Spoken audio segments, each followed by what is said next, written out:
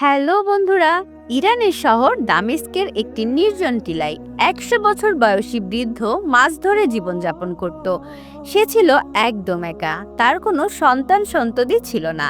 সারা জীবন বিয়ে না করেই কাটিয়েছে। কেউ কখনো তাকে নিজের মেয়ে পর্যন্ত দেয়নি বিয়ে করার জন্য। সে কেবল মাছ ধরেই নিজের জীবন চালাতো। আজও নিজামুদ্দিন সমুদ্র থেকে দুটি মাছ ধরে বাড়ি ফিরল। রাত হয়ে গেল, সে নিজের বিছানায় গিয়ে শুয়ে পড়ল। রাতের শেষ প্রহর, হঠাৎ দরজায় কেউ টোকা দিল। নিজামুদ্দিনের ঘরে কখনো কেউ আসতো না। সে অবাক হয়ে ভাবতে লাগলো, এই রাতের বেলায় কি হতে পারে। সে শুয়ে শুয়েই উচ্চ স্বরে বলল, কে? কিন্তু কোনো জবাব এলো না। বাইরে থেকে দরজায় জোরে জোরে টোকা পড়তেই থাকলো। রেগে গিয়ে নিজামুদ্দিন উঠে দাঁড়ালো, আর দরজা খুলেই যা দেখলো তাতে সে রীতিমতো হতবাক হয়ে গেল। সামনে দাঁড়িয়ে তিনজন অপরূপ সুন্দরী মানুষ দাঁড়িয়ে আছে, যেন তিনটি রাজকন্যা। নিজামুদ্দিন চোখ কসলাতে কসলাতে আবার তাকালো। তারপর জিজ্ঞেস করলো, তোমরা কারা? এত রাতে আমার দরজায় ধাক্কা দিচ্ছ কেন? কিন্তু সে প্রশ্ন করার আগেই তিনজন মেয়ে ঘরে ঢুকে পড়ল। নিজামুদ্দিন অবাক হয়ে বলল, আমার অনুমতি ছাড়া তোমরা কিভাবে আমার ঘরে ঢুকলে? তোমরা লজ্জা পাও না? আমি তো এক বৃদ্ধ লোক, তোমরা তরুণী মেয়ে। একজন একলা বৃদ্ধের ঘরে এভাবে ঢুকেছো, তোমাদের উদ্দেশ্য কি? মেয়েরা বলল, আমরা তোমার সঙ্গে থাকতে চাই, আমাদের নিজের ঘরে থাকতে দাও। তুমি যা বলবে তাই করব। এই কথা শুনে বৃদ্ধ লোকটি রাগে ও লজ্জায় ফেটে পড়ল। সে বলল, তোমরা কি ভাবো আমি এমন কোনো লোক? আমি খুব সৎ ও ভদ্র মানুষ। তোমরা এত সুন্দরী ও তরুণী, তোমাদের উদ্দেশ্য আমি কিছুই বুঝতে পারছি না। মেয়েরা বলল, তুমি আগে আমাদের নিজের সঙ্গে রাখো, তারপর আমরা তোমাকে সব বলবো। বৃদ্ধ বলল, একদম না, এক মিনিটও না, তোমরা এখনই বের হয়ে যাও, বিছানা গুটাও। এমন সময় হঠাৎ একটি মেয়ে তার পায়ের সামনে এসে পড়ে গেল। সে বলল, তোমাকে ছাড়া আমাদের আর কেউ নেই, তুমি আমাদের একমাত্র ভরসা, দয়া করে আমাদের সাহায্য করো। বৃদ্ধ বলল, এই কথা বোঝো, আমি তো শুধু একটা বৃদ্ধ লোক, আমি তোমাদের কিভাবে সাহায্য করতে পারি? মেয়েরা বলল, তুমি শুধু একবার হ্যাঁ বলো, তারপর আমরা সব বলবো। অনেক অনুরোধের পর অবশেষে বৃদ্ধ রাজি হয়ে গেল। তবে মনে মনে সে খুব দ্বিধায় ছিল। সে ভাবছিল, এই তিন তরুণী এত রাতে তার ঘরে কেন এসেছে? তারা আসলে কি চায়? ঠিক তখনই এক তরুণী তার কাছে এসে হঠাৎ তাকে জড়িয়ে ধরল। বৃদ্ধ চিৎকার করে বলল, তুমি কি পাগল হয়ে গেছো? এটা কি করছো? মেয়েটি বলল, আমার সঙ্গে বিয়ে করো, আমি তোমাকে বিয়ে করতে চাই। এই কথা শুনে বৃদ্ধ হেসে উঠল, তোমার মাথা ঠিক আছে তো? তুমি কি আমার সঙ্গে মজা করছো? যখন আমি যুবক ছিলাম তখন কেউ তাদের সাধারণ মেয়েকেও আমাকে বিয়ে দেয়নি, আর এখন আমি ১০০ বছরের বৃদ্ধ হয়ে গেছি, আর তুমি রাজকুমারীর মতো একটি মেয়ে আমাকে বিয়ে করতে বলছো? তোমার আসল উদ্দেশ্য কি আমাকে বলো তো? পেছন থেকে মেয়েটি বলল, এটা কোনো রসিকতা নয়, আমি সত্যি বলছি, আমাকে বিয়ে করো।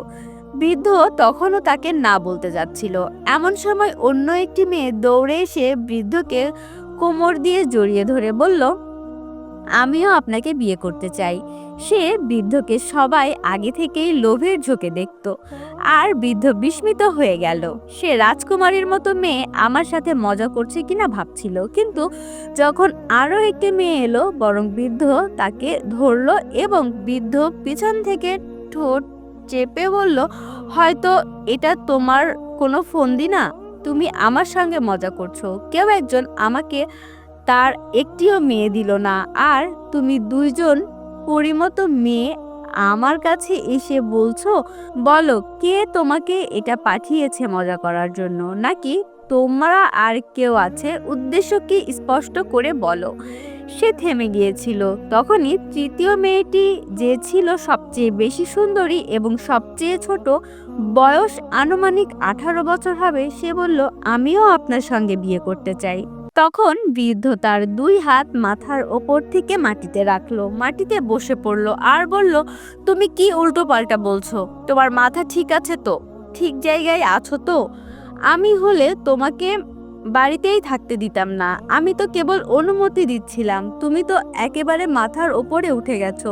তুমি তো একদমই বাড়াবাড়ি করছো, মিথ্যে মিথ্যে আমার সঙ্গে মজা করছো। তিনজন মেয়ে বৃদ্ধের এই কথা শুনে বলল, আমরা কোনো মজা করছি না, তুমি এখনই আমাদের সঙ্গে বিয়ে করে নাও, শুধু তোমাকেই আমরা বিয়ে করতে চাই। এই কথা শুনে বৃদ্ধ লোকটি ভাবলো সত্যিই মেয়েরা সত্যি কথা বলছে। বৃদ্ধ লোকটি ভাবলো এত সুন্দর এবং সুন্দরী মেয়েরা তোমার মতো কাউকে পাওয়ার জন্য তা কোনো রাজাও স্বপ্ন দেখবে। এই সুন্দরী মেয়েদের জন্য তো পুরো দুনিয়ার তরুণ ছেলেরাও রাজি হয়ে যাবে। এত এত সুদর্শন যুবক যদি তাদেরকে বিয়ে করতে রাজি থাকে, তাহলে তারা আমার সঙ্গে কেন বিয়ে করতে চায়? তোমরা যদি চাও তবে দেখো, আমার কাছে তো কিছুই নেই। আমি মাছ ধরে জীবিকা চালাই। কখনো মাছ হাতে আসে, আবার কখনো আসে না। আমি কোথা থেকে খাওয়াবো তোমাদের? সেই মেয়েরা তখন বলল, আমরা না খেয়ে থাকবো, যেমন আছি তেমনই থাকবো, শুধু আপনি আমাদের সঙ্গে বিয়ে করে নিন।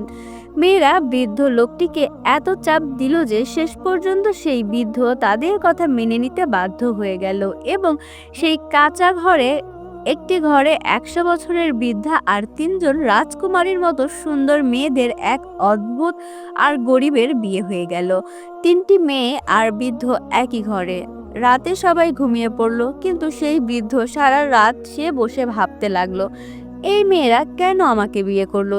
এর পেছনে নিশ্চয়ই কোনো চালাকি আছে।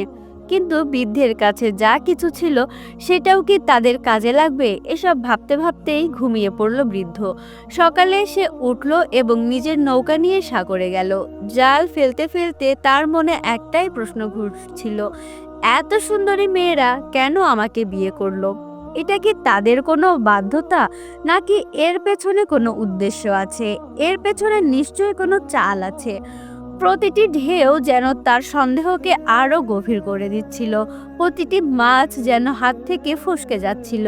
এইসব ভাবতে ভাবতে সে নিজেকে প্রশ্ন করতে থাকলো যে হয়তো সে নিজেই শিকার হয়ে গেল না তো। সন্ধ্যায় ক্লান্ত অবস্থায় নিজামুদ্দিন বাড়ি ফিরে বিছানায় শুয়ে পড়ল। পাশ ফিরে ফিরে অবশেষে আধো ঘুমে ডুবে গেল। আমি ডুবে গেলাম। কিন্তু সেই রাত আবার ফিরে এলো, ঠিক সেই আগের রাতের মতো, যা এক ভয়ানক রহস্য উন্মোচন করলো। ঘুমের মধ্যে নিজামুদ্দিন অনুভব করলো যেন কেউ তার কাছাকাছি দাঁড়িয়ে আছে। সে হালকা করে চোখ খুলল, শুধু এতটাই খুলল যাতে দেখতে পারে, কিন্তু মনে হলো সে ঘুমাচ্ছে। যা সে দেখলো তাতে তার নিঃশ্বাস বন্ধ হয়ে গিয়েছিল। প্রথম মেয়েটি যে প্রথমে তার কাছে এসেছিল, সে নীরবে দাঁড়িয়েছিল তার কাছে। সে নিজের হাতে চুড়ি ঘুরিয়ে ঘুরিয়ে ফেলল এবং চুড়ির ধারালো অংশ দিয়ে নিজের কঞ্চি কেটে ফেলল। এরপর সেই রক্ত বের করলো এবং সেই রক্ত বৃদ্ধের পায়ের পাতায় লাগিয়ে দিল।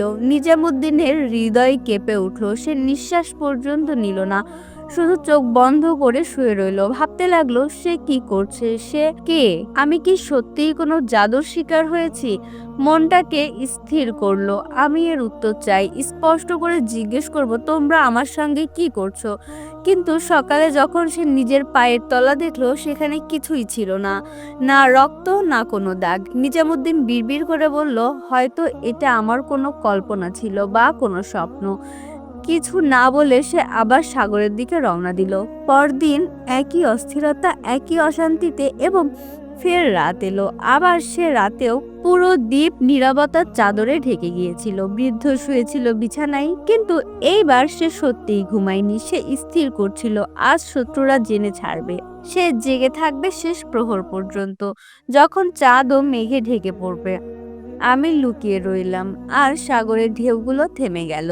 দ্বিতীয় মেয়েটি আস্তে আস্তে করে ঘর থেকে উঠল।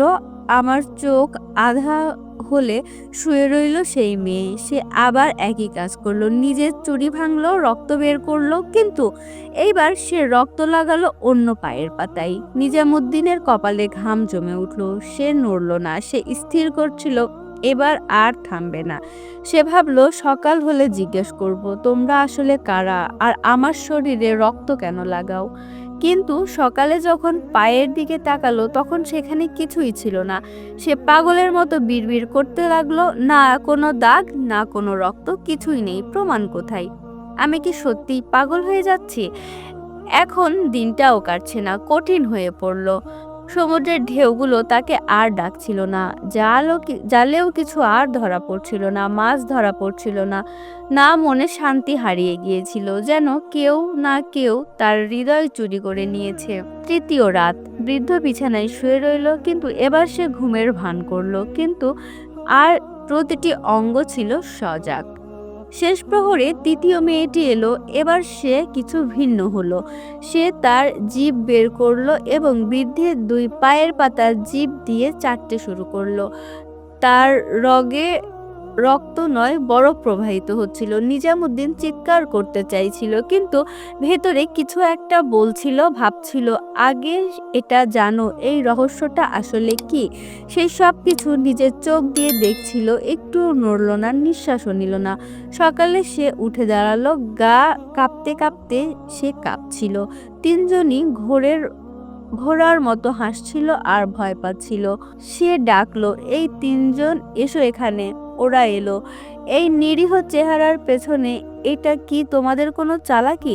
ওই দিন আমি সব দেখেছি, যা তুমি করেছো সব। তুমি নিশ্চয়ই রাতগুলোকে কোনো জাদুবিদ্যা করেছো। সত্যি বলো, না হলে এখনই ধাক্কা মেরে বের করে দেব। মেয়েরা কেঁপে উঠলো। একজন বলল, আপনি ভুল বুঝেছেন। আপনি তো আমাদের সরতাজ। আমরা আপনার সঙ্গে এমন কিছুই করতে পারি না। আপনি নিশ্চয়ই কোনো স্বপ্ন দেখেছেন। তাদেরই সব কিছু হবে এটা। সবকিছু শুনে নিজামুদ্দিন চুপ করে গেল। এটা সত্যিই শুধু একটা স্বপ্ন ছিল? সে নিজেকে জিজ্ঞাসা করলো। নাকি এমন কিছু যেটা আমি বুঝতেই পারছি না? সে যেন প্রাণহীন আর সমুদ্রের দিকে বেরিয়ে গেল, কিন্তু মন আর মস্তিষ্ক তখনও আটকে ছিল সেই তিনজনের কাছেই, রহস্যময় মেয়েদের মাঝে। সন্ধ্যা কেটে গেল। সেই বাড়িতে সে ফিরে এলো এবং আবার সেই ঘরে শুয়ে পড়ল। ওদের তিনজনের সঙ্গে শুয়ে পড়েছিল বটে, কিন্তু আজ রাতে যেন অন্যরকম কিছু ঘটতে চলেছে। সন্ধ্যার সমুদ্রের হাওয়া যেন আজ অদ্ভুত ছিল, আর ঢেউ ছিল অদ্ভুত। আগের থেকে ঢেউ উঁচু ছিল না, কিন্তু তাদের গর্জন এমন ছিল যেন কোনো অজানা রহস্যকে লুকিয়ে রাখছিল। নিজামুদ্দিন এতদিন শুধু মাছেদের ভয় পেত। সে ভয় পেত এমন কোনো দিন না আসে যেদিন ক্ষুধার্ত থাকতে হবে। এখন সে তিনটি মেয়েকে ভয় পেতে শুরু করেছে, যারা তার ঘরেই ছিল, তার সঙ্গেই শুতো এবং প্রতি রাতেই তার শরীরের সঙ্গে এমন কিছু করত যা তাকে সে বুঝতেও পারত না, থামাতেও পারত না। ওই রাতে সে ক্লান্ত ছিল, হতাশ হয়ে বিছানায় শুয়ে পড়েছিল, কিন্তু ঘুম আসেনি। ঘুমের ভান করে পড়েছিল, কিন্তু স্নায়ুর মধ্যে ছিল অশান্তি। সে সতর্ক ছিল, আর তখনই সেই রাতের দ্বিতীয় প্রহরে এক অদ্ভুত অনুভব তাকে চমকে দিল। তার মুখে স্পর্শ করলো কিছু, কিছু একটা নরম ও শুকনো জিনিস, যেন একটা রেশমি শিহরণ তৈরি করেছিল, যেন রেশমি সাপের মতো কিছু তাকে ছুঁয়ে দিচ্ছিল। যেমন বাতাসে উঠতে থাকা পর্দার মধুর শব্দ হয়। সে এক চোখ উকি মেরে দেখল, সেই মেয়ে যার চুল ফোলা ছিল, সে নিজের চুল নিজামুদ্দিনের মুখে ঘষতে শুরু করলো। কখনো ডান দিক থেকে বাঁ দিক, কখনো বাঁ দিক থেকে ডান দিক, কখনো কপালের নিচে, কখনো গলায়।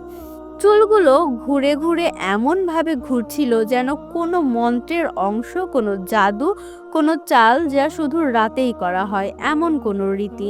নিজের মধ্যে নিঃশ্বাস আটকে শুয়েছিল, না কোনো নড়াচড়া, না কোনো প্রতিরোধ। তার মন বলছিল, আজ যদি কিছু বলে ফেলি, হয়তো পাল্টে যাবে সবকিছু। ভোর পর্যন্ত সে ওখানেই রইল। সে শুয়েছিল, আর যেই না মেয়েরা উঠে দাঁড়ালো, সে চুপচাপ সমুদ্রের দিকে চলে গেল। বুকে এক চাপা ভার নিয়ে। তার ভেতরে এতটাই ঝড় চলছিল, এই মেয়েগুলো নাকি কোনো অদৃশ্য শক্তির সন্নিবেশ। সন্ধ্যায় সে যখন ঘরে ফিরল, এইবার সে পুরোপুরি সতর্ক ছিল, কিন্তু যা পরের রাতে ঘটল তা আগের সব রাতের থেকেও ছিল অধিক ভয়ঙ্কর। নিজামুদ্দিন ছিল আধ ঘুমের মধ্যে, নাকি সে ছিল চেতনার সঙ্গে অবচেতনার মাঝামাঝি কিছু। সে অনুভব করলো তার পেটের ভেতরে কিছু একটা ঘটছে। সে একটু চোখ খুলল, আর যা দেখলো তা সে আজীবন ভুলতে পারেনি। দ্বিতীয় মেয়েটি তার পেট খুলে দিচ্ছিল, সবকিছু করছিল হাত দিয়ে আর আঙ্গুল দিয়ে। নাজিমুদ্দিনের শরীরে যা ঘটেছিল তা শরীরে জমে গিয়েছিল। এটা কি? এটা কি কোনো স্বপ্ন নাকি কোনো জাদুকরি জালে আটকে গেছি? সে সাহস করে হালকা একটা ফিসফিস করলো, আল্লাহ, এটা কি হচ্ছে? সব আওয়াজটা তার গলা থেকে বের হলো না। আর তখনই মেয়েটি টের পেল সে জেগে উঠেছে। সে আবার ঠিক আগের জায়গায় শুয়ে পড়লো, যেন কিছুই হয়নি। সকালে নিজামুদ্দিন উঠল আর সারাদিন ভেবে কাটালো। রাতের সময় যা ঘটেছিল তা নিয়েই ভাবতে লাগলো। নিজামুদ্দিন রাগে ফুঁসতে ফুঁসতে সে গেল মেয়েদের কাছে। সে বলল, আমি তো আগুনে জ্বলছি, এখান থেকে বেরিয়ে এসেছি। আমি তোমাদের সব ষড়যন্ত্র বুঝে গেছি, যা তোমরা করছো। আমার সন্দেহটা ঠিকই ছিল। এখন আমি পুরোপুরি বিশ্বাস করছি সবই সত্যি। প্রতিদিন রাতে তোমরা আমার উপর কালো জাদু করেছো। তোমার বোঝা উচিত ছিল তোমরা যে তরুণী মেয়েরা আমার সাথে বিয়ে করার জন্য জেদ করেছিলে তার পেছনে উদ্দেশ্য ছিল অন্য কিছু। না হলে তোমরা তরুণী মেয়েরা কি এখানে আমার মতো বুড়োর সাথে বিয়ে করবে? আমি তোমাদের এক মুহূর্ত সহ্য করব না। এখান থেকে এখনই বেরিয়ে যাও, একদম এখনই, তিনজনেই চলে যাও।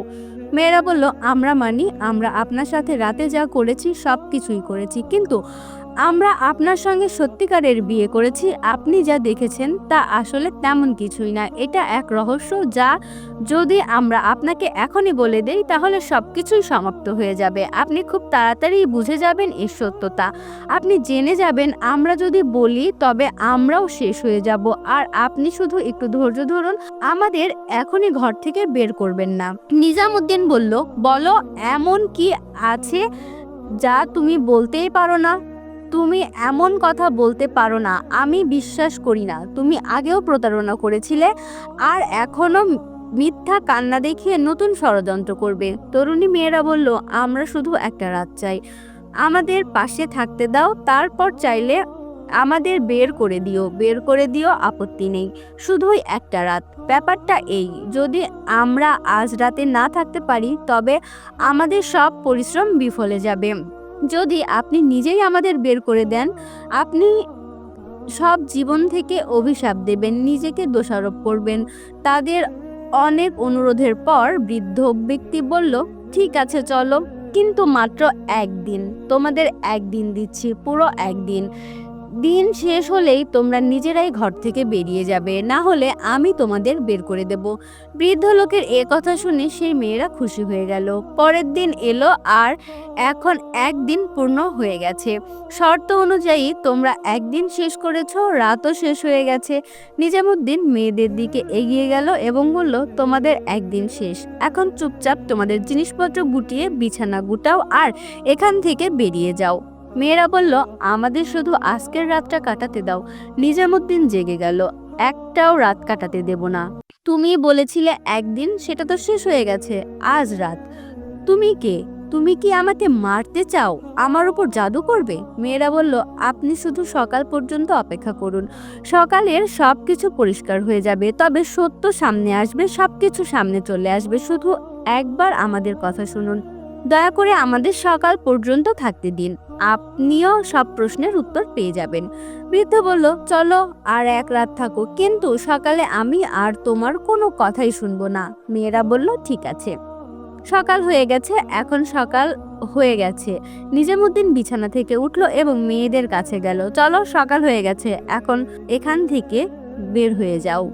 মেয়েরা তারা বলল, হ্যাঁ হ্যাঁ, আমরা তো এখান থেকে চলেই যাচ্ছি, কিন্তু একটা শেষ কাজ বাকি আছে, আর সেই কাজ আমরা তোমার সাথে মিলে করতে চাই। নিজামুদ্দিন বলল, এখন আবার কি নতুন অজুহাত দিচ্ছ?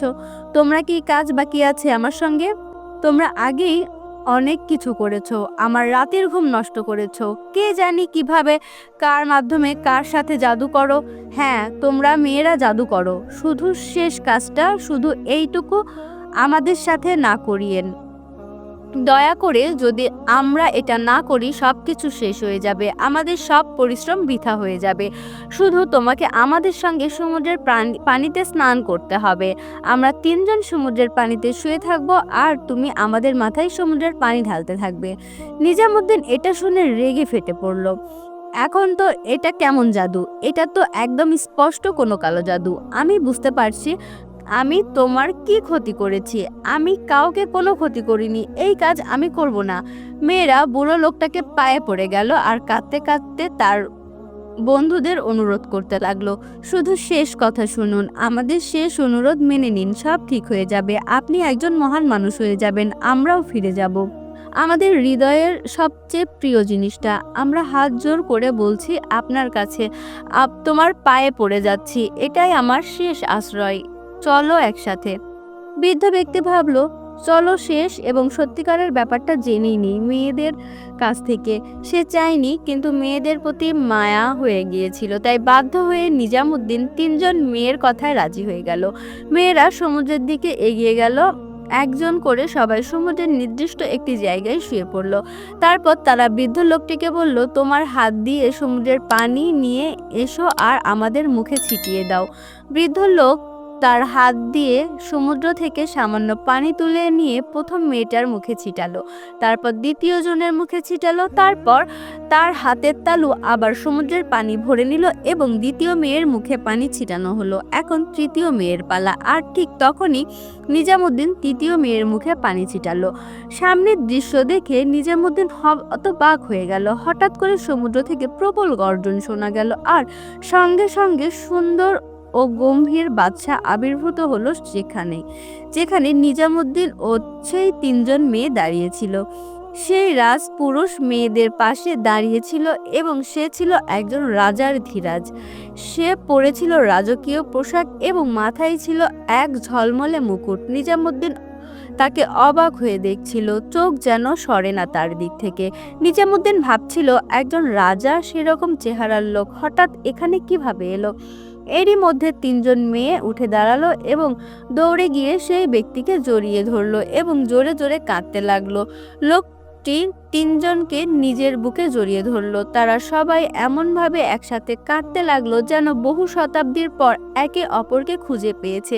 নিজামুদ্দিন অবাক দৃষ্টিতে তাকিয়ে রইল, এটা কি হচ্ছে? সব দেখছিল, ভাবছিল এই লোককে, এখানে কি হচ্ছে? হঠাৎ করে সেই 3জন মেয়ে আর সেই লোক যারা কিছুক্ষণ আগেও কাঁদছিল তারা আনন্দে লাফাচ্ছিল, উল্লাসে ভেসে যাচ্ছে, হাসছে, স্লোগান দিচ্ছে, বারবার কাউকে জড়িয়ে ধরছে, একজন আরেকজনকে জড়িয়ে ধরছে। আর নিজামুদ্দিন কিছুই বুঝে উঠতে পারছিল না।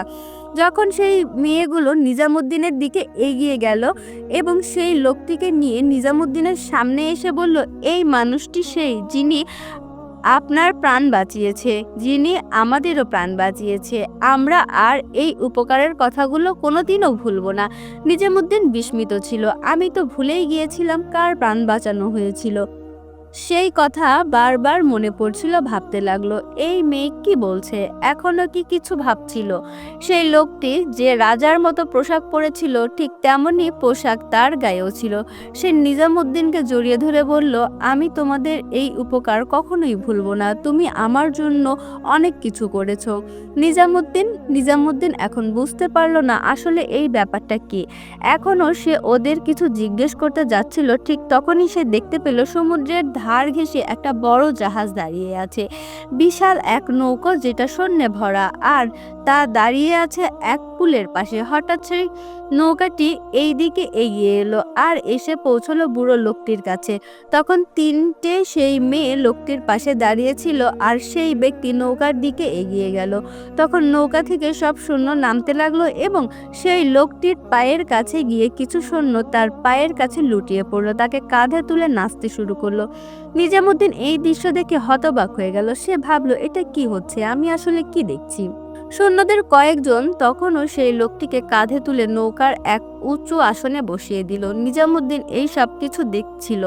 তারপর নিজামুদ্দিনের সঙ্গে যা ঘটলো সেটা সে স্বপ্নেও ভাবেনি। হঠাৎ সেখানে সৈন্যরা দৌড়ে এসে নিজামুদ্দিনকে ঠিক সেইভাবেই কাঁধে তুলে নিল যেমন সেই লোকটিকে তোলা হয়েছিল। নিজামুদ্দিনকে তুলে উল্লাস করতে লাগলো। নিজামুদ্দিন বুঝতে পারছিল না যে তাকে এত সম্মান, এই সম্মাননা, এই গৌরব এই দরিদ্র বৃদ্ধকে কেন দিচ্ছে। শত শত সৈন্য, যারা তো কারো একজন বিশাল রাধাকে রক্ষা করার সৈন্য বলে মনে হচ্ছিল, তারা নিজামুদ্দিনকে কেন এই নৌকায় তুলে সেই লোকটির পাশে উঁচু আসনে বসিয়ে দিল। এখন নৌকায় থাকা সব লোক সেই দুজনের প্রতি নিজামুদ্দিনের বিস্ময়পূর্ণ দৃষ্টিতে এই দৃশ্য দেখছিল এবং সে কিছুই বলতে পারছিল না, চাচ্ছিল বলার জন্য, কিন্তু সব দেখে তার মুখ থেকে যেন শব্দ হারিয়ে গেল। তিনটি মেয়েও চুপ হয়ে গিয়েছিল। এখন নৌকাও চলে এলো এবং তারা উঁচু চেয়ারে গিয়ে বসে পড়ল। নিজামুদ্দিন মেয়েদের দিকে তাকিয়ে ইশারায় জিজ্ঞেস করতে চাইছিল আসলে এটা কি হচ্ছে। ঠিক তখনই সেই বৃদ্ধ লোকটি সহনশীলতার সীমা যেন ভেঙে গেল। সে উঠে দাঁড়িয়ে মেয়েদের দিকে তাকিয়ে বলল, এটা কি হচ্ছে, কেউ আমাকে কেন জানাচ্ছে না? এতেই তার পাশে উঁচু আসনে বসা সেই লোক যে রাজকীয় পোশাক পরেছিল সে বলল, এইসব আমরা তোমাকে রাজপ্রাসাদে নিয়ে গিয়ে বলবো। নিজামুদ্দিন তখনও কিছু বলার আগেই সেই ব্যক্তি ইশারা করলো আর নৌকা দ্রুত গতিতে চলতে শুরু করলো। এখন শত শত মানুষের ভিড় ভর্তি সেই নৌকা চলতে লাগলো। নৌকা সমুদ্রে দ্রুত গতিতে চলতে লাগলো। নৌকায় ছিল শত শত সৈনিক, এক রাজার সত্তার মতো সেই ব্যক্তি এবং নিজামুদ্দিন। নিজামুদ্দিন এখন মনে মনে ভাবতে লাগলো এখন কারা প্রাসাদে যাচ্ছে। সবাই একত্রিত হয়ে কি করছে কি বলছে কিছুই বুঝতে পারছিল না। কেন ওটা চলছে, সে আমার পাশে বসে আছে, সে কে? আর এই মেয়েদের সঙ্গে তার সম্পর্কই বা কি? ততক্ষণে নৌকা সমুদ্রের তীরবর্তী পৌঁছে গেছে। নৌকায় বসে থাকা সবাই এখন রাজপ্রাসাদের দিকে রওনা দিল। তিনজন মেয়ে এবং নিজামুদ্দিনও সবার সাথে রাজপ্রাসাদের দিকে এগিয়ে যাচ্ছিল। সে দেখছিল এক বিশাল রাজকীয় বাদশাহের প্রাসাদ। বন্ধুরা, এরপরে কি হয়েছিল তা জানলে আপনি অবাক হয়ে যাবেন। তাই সম্পূর্ণ ঘটনা জানতে কমেন্টসে লিখুন নেক্সট পার্ট। আমরা পরবর্তী পর্বে তার বিস্তারিত জানাবো। ততক্ষণে আমাদের সাথেই থাকুন। ধন্যবাদ সবাইকে।